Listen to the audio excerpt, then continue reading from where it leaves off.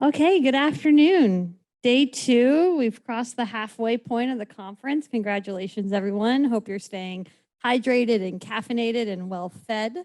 It is my honor to introduce the next keynote.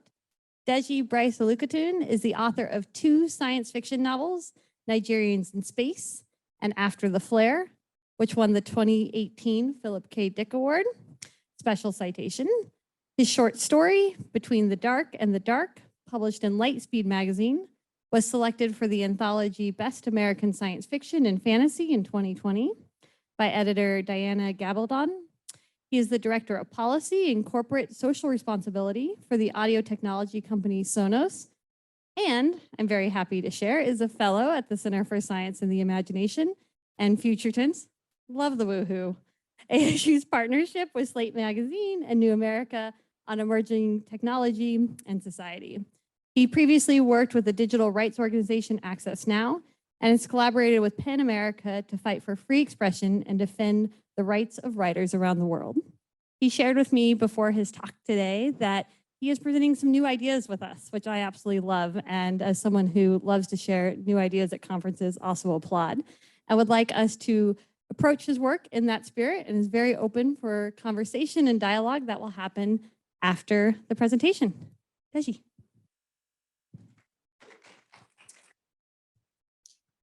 Thank you, Ruth. It's really a pleasure to be here. I participated in a number of the panels and conversations and keynotes over the past few days, and it is super inspiring. So thank you all for what you've shared and for allowing me to present here today.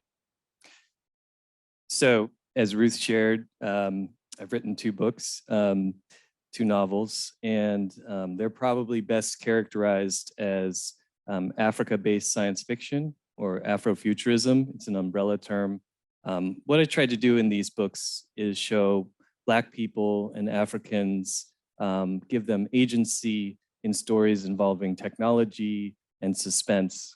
So they're meant to be fun to read, but also give you a different perspective on things. I also have a scripted podcast, so a dramatic podcast, kind of like an old radio show, coming out soon about space and climate, specifically minerals, cobalts and nickel in space, with someone named Brett Gaylor, who unfortunately could not come today because of he had a tragedy in his family, but coming out soon. So a little bit more on the history that Ruth shared. I have a day job, and a lot of writers are embarrassed to admit that. I'm not. It's how I put food on the table. And I've had the privilege of working in human rights and activism for many years. I worked, as Ruth said, at PEN America. That's an organization, if you're not familiar, that's writers defending writers around the world. So if a writer writes a poem or a book or a piece of journalism or even a tweet, they could be persecuted and go to jail or be arrested or put on trial. And that's what that organization did. And then because of that experience, what I observed during that work was writers weren't just being arrested for a book, but actually for a tweet or a YouTube video of them reading a poem. And it became clear that technology was infusing its way into the human rights world. So I really wanted to understand that better, and that's why I went to Access Now, which is a human rights organization focusing on technology all around the world, working with technologists, journalists, trying to keep them safe with encryption.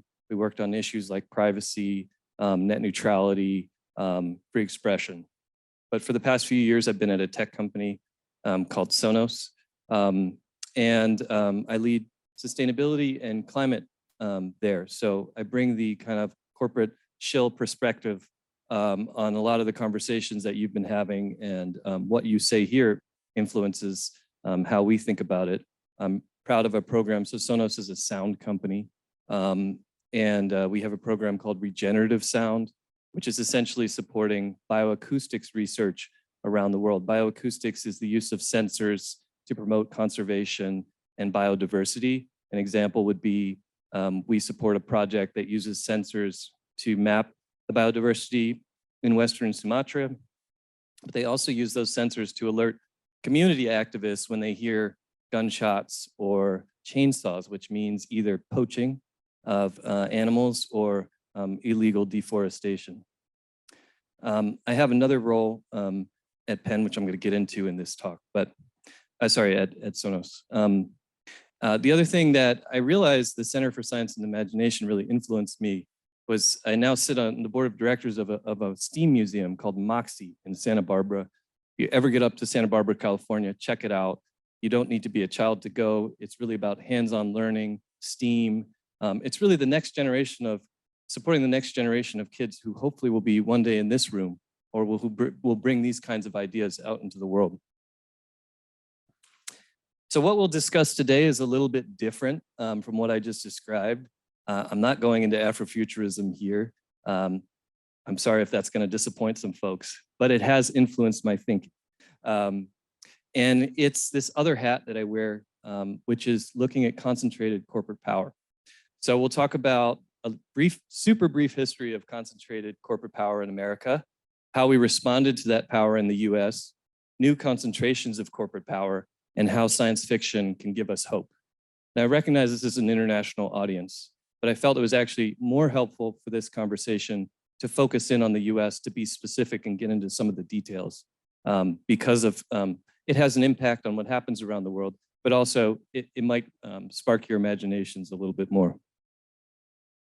So this is a very brief history. People spend years on this topic, entire careers, and write books on it. I'm going to give you 2 minutes. So I'll illustrate with two companies in the US. One was called the Standard Oil Company, and the other one's called AT&T. You've probably heard of the second one. You've spent time here in the US. The first one, maybe not so much. But Standard Oil was one of the pioneering oil companies in the 1800s in the US. John D. Rockefeller, the name is probably familiar. There's Rockefeller University, Rockefeller Foundation. Many generations, it's still a powerful entity and legacy. But they came to control 90% of the market in the burgeoning kind of oil extracting industry. It wasn't just that they grew large, that's part of it, but it was actually the way that they did it that aroused a lot of scrutiny. They used price fixing, mergers, rebates, kickbacks, bribes, and threats. They were powerful and they played nasty. So switching to AT&T, a large telecommunications monopoly that arose in the early 1900s. It became large partly because it was bought by an influential banker named JP Morgan, but also there was some government intervention that basically allowed them to do what they wanted to with telephone lines and transmission lines. What's very interesting about AT&T is it's actually an illustration of how a large company that you think of as innovative can suppress innovation. And a good example of that is magnetic tape. So magnetic tape was discovered in 1934. And you may be wondering, well, what does that have to do with anything?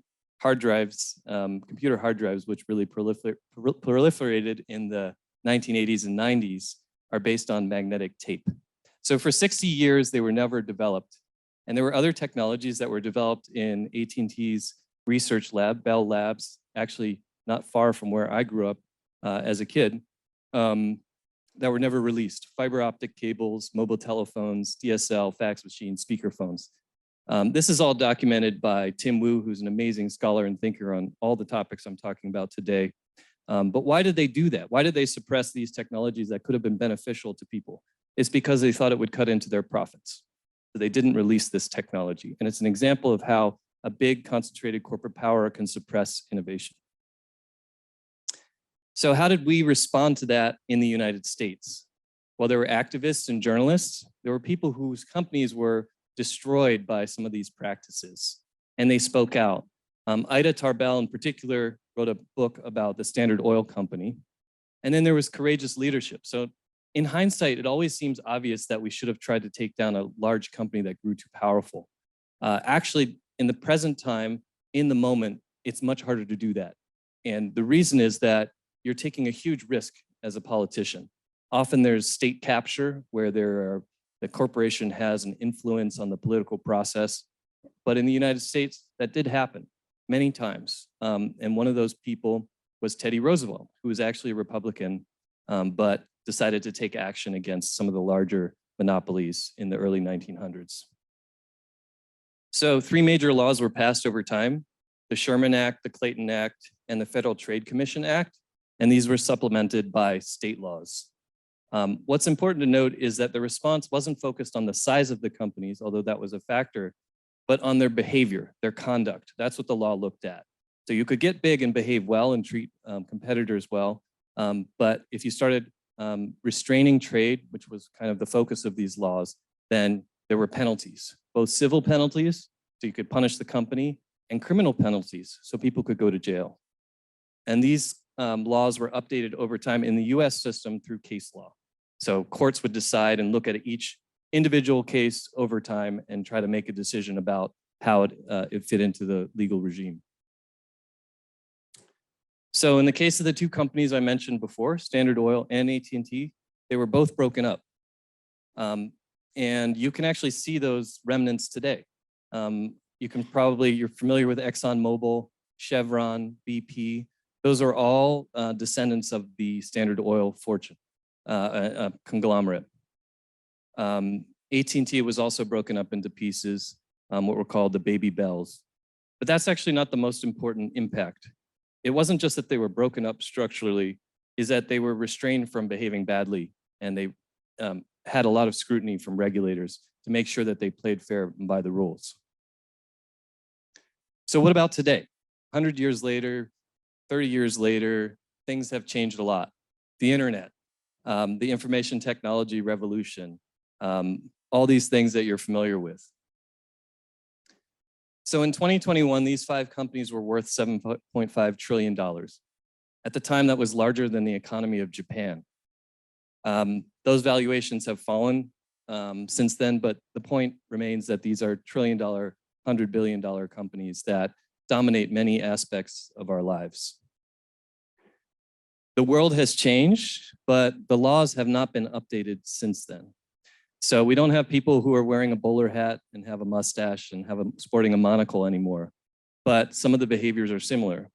And in the US, in 2019, Congress launched an investigation into their practices. It had a pretty boring name, but it's called the Digital Markets Report. It's over 400 pages long. Most people will never read it, but what's in there is really alarming and troubling and gives you a nice snapshot of what the digital economy is like in the US, but also around the world. The report found, and it's easier just to read, our investigation revealed an alarming pattern of business practices that degrade competition and stifle innovation. These companies have made remarkable advancements that have shaped our markets and our culture. That point is important. They did contribute things. You probably have some sort of phone that is either a Google phone or an Apple phone in your pocket right now. But their anti-competitive acts have come at a cost for consumers and small business. These are some of the findings, just some keywords. They're gatekeepers. They were picking winners and losers throughout our economy, controlling the infrastructure of the digital age, abusing their role as intermediaries to further and entrench and expand their dominance. They used predatory pricing in order to become even more dominant. So they were large, but again, that wasn't the main issue. It's that they're behaving badly. To put it simply, companies that once were scrappy underdog startups that challenged the status quo have become the kinds of monopolies we last saw in the era of oil barons and railroad tycoons. Again, so maybe that mustache isn't that far off. This is actually a photo of an activist who would go into hearings around antitrust around this time, hearings related to Congress, and she would pull out her costume and stick it on in the back of the room. So why do we care about this? We need healthy markets to solve the big problems of the day, and that includes climate change. We need nimble, more dynamic companies that can come up with better ideas, more choices and creativity. And there are a lot of ideas that are lost that we never get to see because they've been crushed by concentrated corporate power. And there's an important point here in the venture capitalist area. They speak about something called the kill zone. The kill zone, so as venture capitalists in the US are looking to invest in companies, promising startups that they think might become the next big thing, there's an area around big tech where they think, well, if this company might have a great idea, but I'm not going to invest in it because one of these big tech companies is just going to crush them. So that's called the kill zone. Those are ideas that People come up with their very good ideas, but they never make it into the marketplace. Another thing is that there are disparate impacts on marginalized groups. So you may have heard of terms like digital redlining. So today, if you go to take out a loan or a mortgage, you might get a negative result. If you're Black or brown, it's more likely to happen. And people don't have transparency into how these algorithms work. And that becomes even more dangerous when you have this concentration and just single entities controlling all these decisions. Another reason why people care is rising inequality. I know there have been some panels here at this conference on this issue, so I won't go into it too much. But globally, the richest 10% of people now possess nearly 76% of the world's wealth. The richest 1% of Americans own 34.9% of the country's wealth. There is a connection between inequality and these big tech companies because some of the richest people in the world have worked for them. But that's not really the main point about inequality here. It's that there's no accountability for people with this kind of power, and that bothers people. So there are two laws sitting in the US Congress right now. One is called the American Innovation and Choice Online Act, and the other one is called the Open Markets Act. As I speak, there are people in Congress talking about these bills because Congress is still in session, and I'll get back to you on that. But now let's shift to storytelling. How do we all connect all this together? You can see two different press releases, one on the left and one on the right. The one on the left says competition legislation will lower costs for consumers. They're talking about the bills that I had up on the screen before. The one on the right says Online Act raises prices on consumers. They're the exact opposite conclusions about the same exact bill. The truth is that it's actually a bipartisan issue that is widely supported by most people in the United States. There's a lot of evidence around this. Even conservative legal scholars on antitrust support these bills. And there has been some progress. So a smaller bill did pass. It's called the Merger Filing Fee Modernization Act. It's super technical and boring, but it shows that there's progress and it's possible to make a difference. In the EU, we know this can pass, but it's a little bit different than the American context. My point here is that policy is about imagined futures. So as someone who had the opportunity to go and sit down with lawmakers and talk to them about our perspective on this issue, it was amazing how often what we were talking about weren't so much the stats, but imagined scenarios, imagined futures. What could happen if this bill passed? This person just came in and told me that the exact opposite would happen. So like those slides before where one group says that it's going to raise prices and the other says it's going to lower prices. This is the kind of conversation that happens behind closed doors. A good law has lots of stakeholders providing input, and that sharpens them and makes them better. You need civil society, you need scientists, you need economists, you need all of these folks contributing to these conversations. But the truth is that no one knows with 100% what will happen with a bill, and that's where speculation comes in and imagination comes in. There may be unintended consequences that help society or hurt society. So, switching to science fiction, which is my personal interest. Science fiction can give us hope by shaping narratives about concentrated corporate power. And what I'd like to do is go into a couple of examples. All of these examples come from film. It's just an easier medium to discuss here with the amount of time that I have, but I hope that they illustrate a little bit of the point. So this is from Blade Runner. So the name of the talk was Cyberpunk Future. Cyberpunk definitely influenced this. Cyberpunk is a genre of science fiction, often involving kind of rebels and dehumanized futures where a giant corporation or a giant entity controls everything. And that's very much the case in the film Blade Runner, which came out in 1984. The Tyrell Corporation is a company that invented cybernetic organisms and spread them out throughout the solar system in order to make a profit, essentially. Dominant corporation, the founder, Tyrell, is eccentric, narcissistic, they're ruthless, and they're unethical. Another film that you may be familiar with, the Aliens franchise, the Weyland-Yutani Corporation. So this is a dominant government designated monopoly. There's a deceitful mid-level executive who's ruthless and unethical. played by Paul Reiser before he got into comedy. Zorg Industries, The Fifth Element, kind of a cyberpunk, very influenced by the French comic book artist Mobius. That's Gary Oldman playing Jean-Baptiste Emmanuel Bourg. Let's see what he's like. Dominant, ruthless, unethical, makes pact with the evil. He literally makes a pact. So the plot of this story, if you've never seen it, is there's a ball of evil that gets resurrected, a planet, an entity that gets resurrected every 5,000 years. And he makes a pact with this entity. So he's as unethical, like it's literally an evil ball of planet that's coming towards him, and he makes a pact with it. He's eccentric and he's narcissistic. He blows up his henchmen and does all kinds of bad things. The Resources Development Administration in Avatar. If you haven't seen this film, the RDA is the group that's a quasi-government monopoly that is charged with extracting unobtainium, which is a mineral from the planet Pandora, and they kill indigenous people and their culture in order to get it. Giovanni Ribisi plays the deceitful mid-level executive who is ruthless and unethical. So some tropes that you've probably observed, if it's not obvious. There's a dominant company that controls everything, evil corporate executive or founder who will do anything to make a profit. The only way to resist is to take down the whole system, blow everything up. Galactic scale means the monopolies are also galactic. And winner take all is the way the future will work. There's no cooperation or shared incentives. Two of the examples I gave were films by James Cameron. He tends to perpetuate this narrative, but he's actually a very powerful and influential filmmaker, so it's worth paying attention to what he does. A really great study came out, some of you may have seen it just a couple weeks ago from USC that looked at the number of films that depicted climate change in Hollywood, less than 3%, despite the importance of climate change in our age.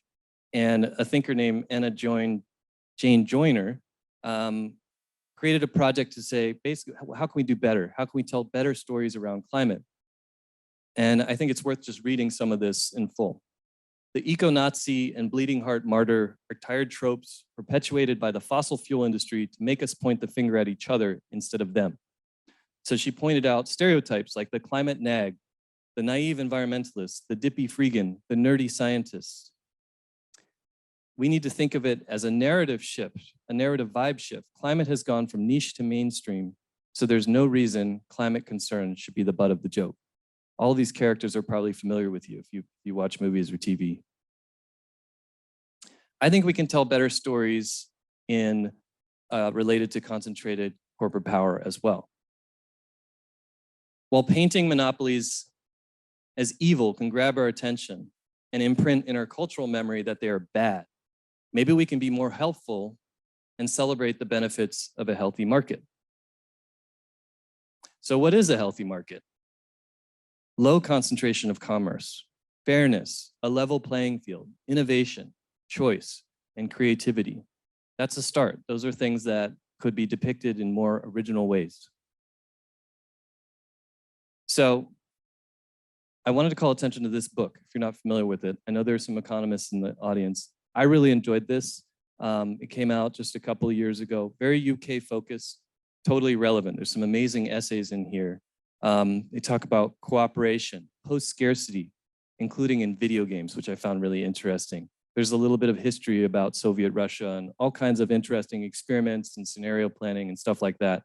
Check it out. I feel like I owe a debt to this group of folks who put this together. But even in a book about economic science fiction, as far as I could tell, there was only one mention of antitrust, and it was in the introduction. And I think that's kind of missing something. So if this is the system we live in, and we won't even talk about antitrust once in a book about economic science fictions, I think we have a problem. It's one of the tools that we've created to develop an open society and fight concentrated corporate power. So as part of this exercise, I wanted to search for more stories in this area. And I reached out to some folks in this room, people like Joey, Malcolm Dare, who invited me to this conference, and then some antitrust practitioners and others. This is really just the very, very beginning of this. So please forgive how rudimentary it is. It's not a structured mapping or anything like that. But these are some of the stories that came out. Earlier, I was talking about film. Here, I'm talking about literature. And literature, I think, offers the value of a little bit more complexity, that you can go a little bit deeper in a story than 2-hour movie. But these names came up again and again as authors and voices who were offering very interesting portraits and economic futures. Kim Stanley Robinson, you're familiar with, comes up again and again. Probably maybe the number one in these kind of informal conversations I was having, because he's constantly thinking about different economic possibilities. But I didn't know about the Orange County trilogy, so that was new for me. Maybe it'll be interesting for you to check it out, something he wrote much earlier in his career. Ursula K. Le Guin, The Dispossessed, is another book that came up again and again. And Robert Heinlein, The Moons is a Harsh Mistress, about AI on a moon colony. Cory Doctorow is a very well-known activist who actually I think has a book party tonight, which he's releasing, which is about antitrust. So he does a lot of fictional depictions of people who rebel against corporate power. And then the Ian Banks Culture series. There's a number of other authors up on the screen, but really this is just scratching the surface of this topic. So thank you. If you are in the US and you want to do something about it, as I mentioned, these bills are still live in Congress right now. So you can go to this website and check it out, and you can reach out to your representative and ask them to create a more fair and open society or marketplace. But I also wanted to open it up. So moving to Q&A, are we gonna have a microphone circulate? You can ask any question. So you don't have to,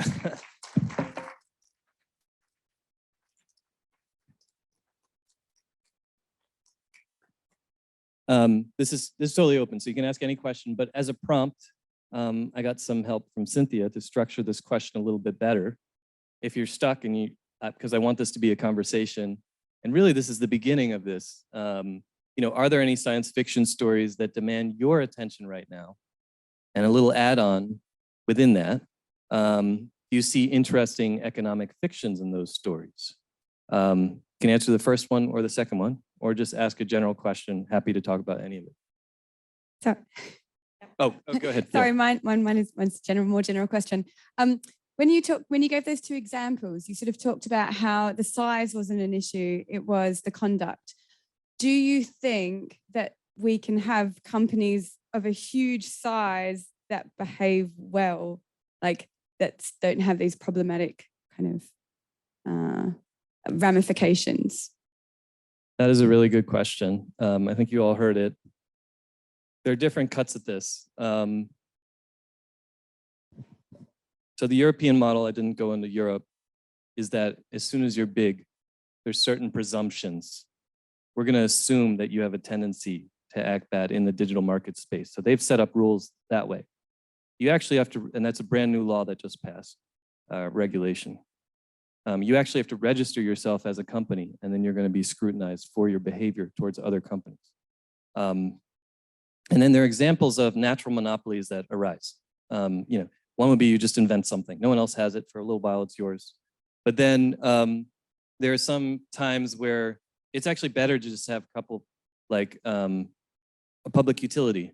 You don't need 10 different companies providing water or energy. You need one, but they have to be very closely regulated. So that's a solution.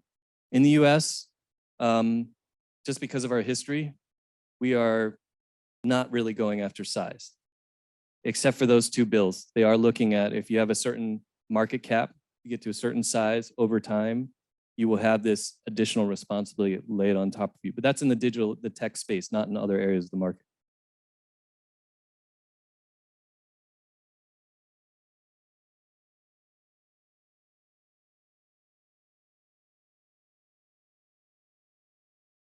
Yeah, exactly. Can you repeat the question?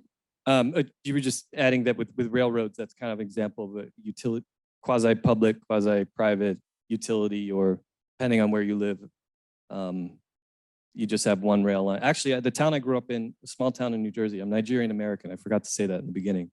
So half Nigerian, half American. There was actually a physical war. It's called the Frog War. where they fought over the interlinking of two railways. Small little town, 2,000 people, but it was like, it made national news at the time that people actually, there were strike breakers and all fighting over this tiny little line of track in New Jersey. I had a question, switching a little bit. You talked about innovation and you talked about Bell squashing some innovations that they had even come up with in-house. I wanted to ask and talk about funding for innovation, which I guess, you got the NSF here in the US, for example, but you always hear about how grant funding is shrinking and more people are applying for funding and there's less to get. So as someone who does academic research, as well as whatever I'm doing here, it's not necessarily academic research, but a different kind of community research.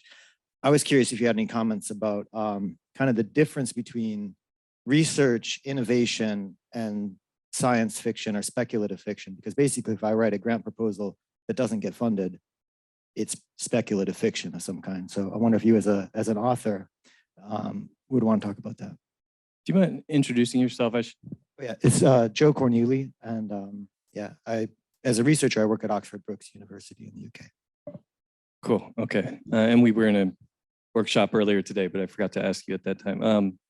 No, it's you raise a super interesting point. Basic research, I would defer to the economists in the room about the value of basic research. And then once it kind of enters the marketplace, I think it seems clear to me that there is definitely a role for government to help support basic research, but your point about funding, it's interesting. I hadn't thought about it.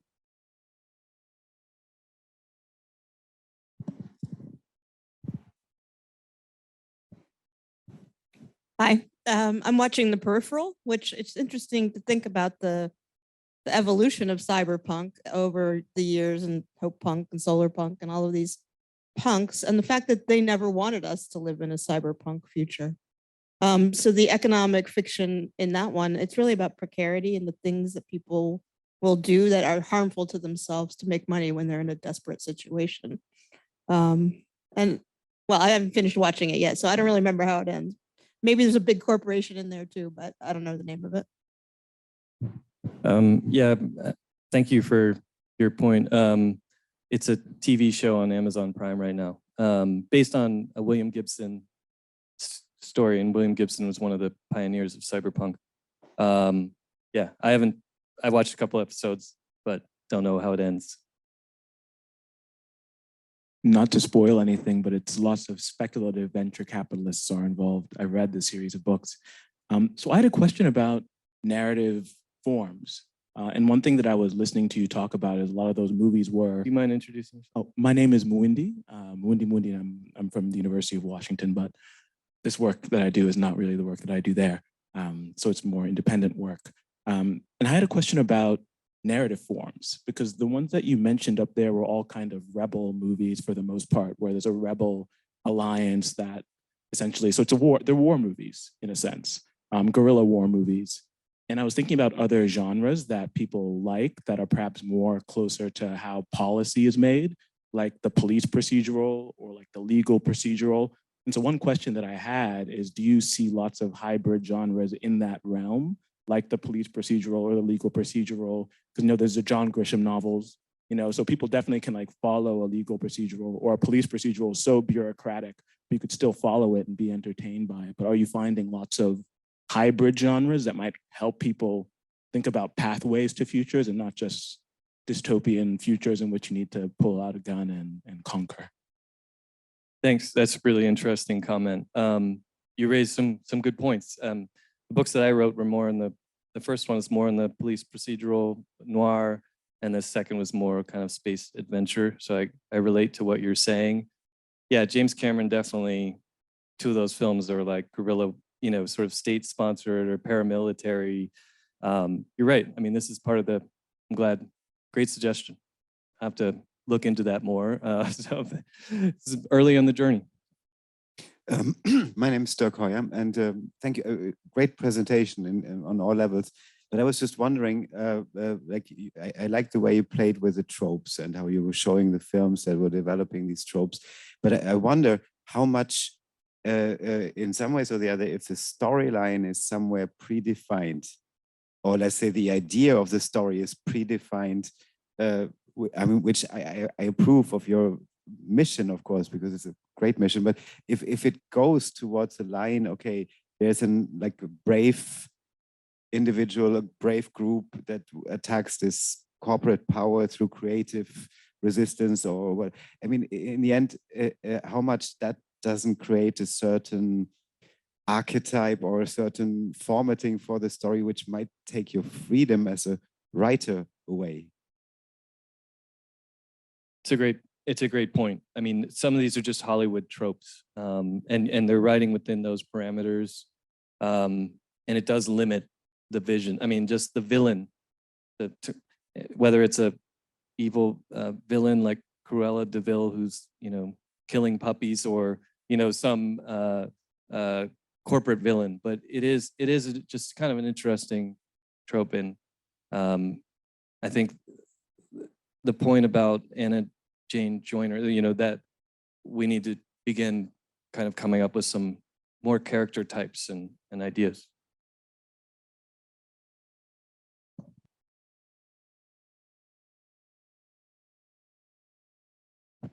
Thanks. Hi, I'm Riel Miller.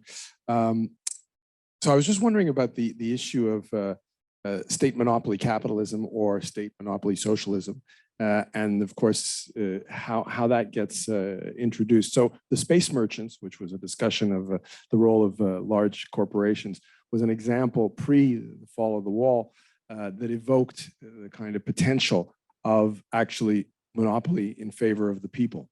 And the public good and the public interest. And one of the things I've written about a long time ago, this was in the 90s, was the absurdity of having Google be the arbiter of all human knowledge. I mean, it's a travesty, obviously. So here we would think though that a public good like all human knowledge should be a public good and should be controlled not by any particular one corporation, but nevertheless by the world. How is the open question. So have you seen any science fiction about that kind of question that riffs off of the discussions in the 20th century about the role of the people's monopoly? Could you just clarify the question a little bit? Yeah, I mean, I think there's been a lot of good stories, including Michael O'Dare's, that have explored the influence of Google-like companies, but you're talking about something else where people. I'm trying to evoke this question. So there's the trope these days that we can't be imaginative enough to think about society beyond capitalism. But there was during the 20th century a very long discussion about the Soviet and people's republics and things like that. And I'm just wondering to what extent science fiction tries to pick up on that. I mean, I did detect it to a certain extent in some of the cyberpunk, because the libertarian trope did kind of lose the bad dominant monopoly, killing us to just create kind of anarchy. But it's the question of how to think about alternative systems of power. I like that question. Okay, thanks for clarifying. Yeah, I think the collection that I put up on the screen earlier, I can put up again, dives into some of those questions in a very thoughtful and what I think scholarly way. So I think that's a good. I know more work has probably been done on this, but a couple examples would be they look at, for example, housing in Moscow, in around Moscow, and it followed different architectural plans and what that meant to the lived experience. And one of their conclusions was super interesting. Their scholars' conclusion was that these are planned communities that were meant to be like build these buildings almost modular, very quickly, use only a certain number of materials. And it may sound dry from our perspective, but one of the conclusions of that essay was that, in fact, there were open spaces, there were gardens, there were libraries, and artists sprung up in some of them. It was only after the fall of communism when the open spaces got filled with big, gleaming apartment towers that the vision started to become truly dystopian. So there, I have to give credit to the folks in this collection. Yeah. Hello, this is Mauricio Mejia, ASU faculty. I noticed that there is a big contrast between what you show in the movies as a pattern. The solution is to take down the whole system. But then the contrast is with, at the end, you mentioned this website where we can go to contact the representatives. I wonder, and this is a more realistic path to change. So can science fiction take that type of thing, or it's not interesting enough? Like, what we really need to do is to actually contact the elected officials to make change happen. So is that possible in science fiction to take that idea and represent it there? Thank you for your question. Yeah, it's a really fine line. Personally, I don't like to read very, what I might call preachy stories that are urging me to take action the whole time. I like more character-based stories, and then I can reach those conclusions on my own. That's just me. I think there is an audience for more action-oriented stories. Cory Doctorow's, a couple of his books are taught in schools because kids resonate with them, youth resonate with them, I should say, to get out, and that you have what you do matters. I think one of the tensions in the talk, which is a little bit hard to get out, is maybe it is helpful to have some villains painted in these stories, so we remember that concentrated corporate power is bad. But just what I'm trying to ask is, can we do a little bit better than that? What is the flip? If one of the themes of this conference is hope, then what is the hopeful angle to that? And that's what I was trying to drive at there. Thanks. I always love ending on hope. I know there are lots more questions, but can we thank Deji one more time?